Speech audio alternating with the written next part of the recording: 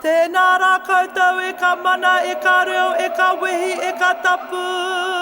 Anei he tau ka tuku iho o tātou tīpuna e. Nau mai I raro I te maru o te mau ka tapu taki tumu e. Ko tēnei te reo poroporo aki ki te huka wairua kua petura ki te a. Piki atu rā koutou ki te pūtahi taka o a rehua ki te kāhui a te kahura ki kāti e.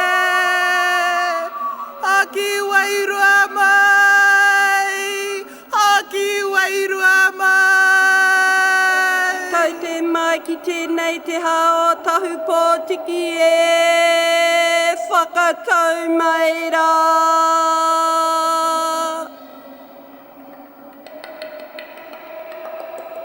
Ka haia te ata, ka hāpara te ata, ka koro ki te manu, ka wairori te kutu ko te ata nui, ka horaina, ka taki te umere. He pō, he ao, ka watea.